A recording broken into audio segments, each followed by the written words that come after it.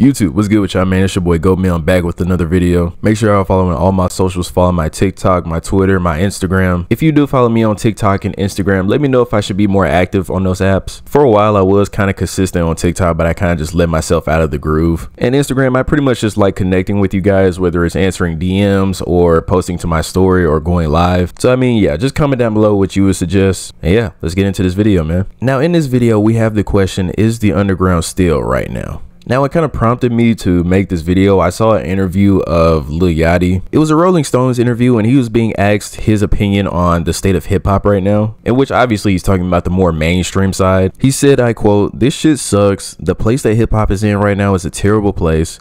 It's trendy. It's a lot less risk taking. It's a lot less originality." And I'm not going to deep dive into this. That's a whole nother video for a whole nother day. We're here to just specifically talk about the underground. Now, for artists in the underground, it's kind of hard for them to be recognized and noticed out there. Either A, you have to promote to the right blog pages and the right media pages, or B, you have to be lucky enough to have one of your songs go viral, or kind of have meme culture propel you up. And meme culture has kind of been a strong force in the recent years, not just in the underground. In recent years, entertainment has been valued more than the art itself. And I can't really blame the artists or media pages. I mean, hey, this is how it gets people's attention. But as a downfall of this, these artists are never really taken seriously. There's a young artist by the name of Netspend, and he's kind of been taking the underground by storm just based on the fact that he's 15 years old, he's white, and he's rapping on jerk type beats. And it was kind of funny at first to see it, but people are really actually hyping this kind of music up. And I had to ask myself, is this where the bar is dropping? Now, I'm not going to sit here and act like there's a ton of people in the underground that are super talented. The bar is already kind of low, but at least there's some guys with some creativity and are using influence in the right way.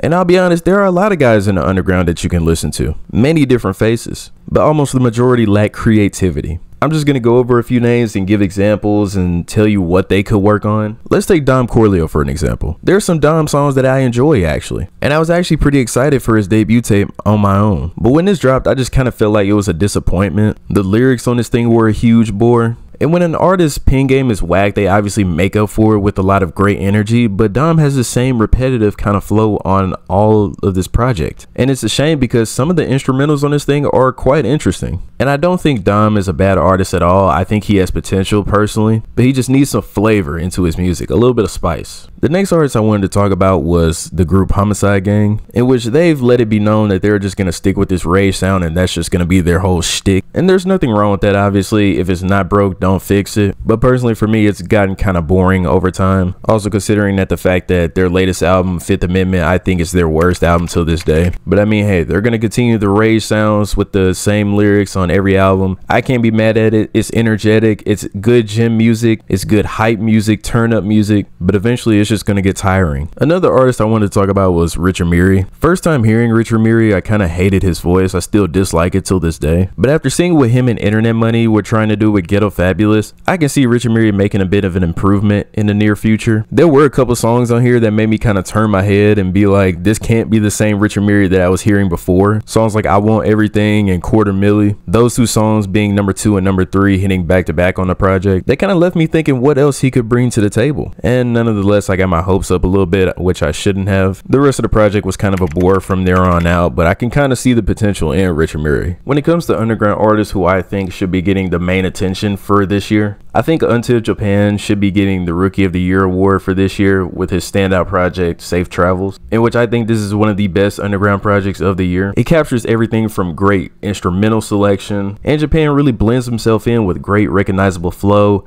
and great storytelling. Safe Travels is just an overall great vibe around. Another artist who I want to give their props to is Hard Rock with this project One of One that he dropped this year, in which Hard Rock really gives me the vibe of a Lil Got It or just that whole YSL influence in general, mixed in with maybe a little bit of Uno the Activist, and he kind of puts his own spin onto things. He's definitely one of my favorites in the underground right now, and he definitely needs his props. And speaking of Hard Rock, I have a hot take to share, otherwise known as a Goatmeal take. I've already mentioned this take not too long ago on Twitter, but I think Hard Rock is a better artist than Destroy Lonely. Both artists obviously have a lot of potential on their hand, but I think Hard Rock has shown more creativity than Lone in these past few years. But yeah, what do you guys think about that take? I think Hard Rock is better than Lone is. But yeah, when it comes to the rest of the underground, I think a lot of people just lack effort out there. And yes, you will find some gems out there, but there's just also a lot of fluff and filler to go with it. But yeah, those are are pretty much my thoughts. But yeah, those are pretty much my thoughts on this video. What do you guys think in the comments? Let me know. Is the underground stale right now, or do you think it's in a good place? I think it has its ups and downs, but it could be a lot better. But yeah, let me know in the comments. Make sure y'all following all my socials. And yeah, it's your boy Go Mill. We out.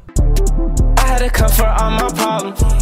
And if I said it that many, you know that forever I got you. Speeding down the highway, run up go. And I fire that shit up and I pass it around, cause you know that my shot time. I'm enjoying this cycle, cause this shit on me. I put some VVS all on my teeth, cause I feel like I'm weak.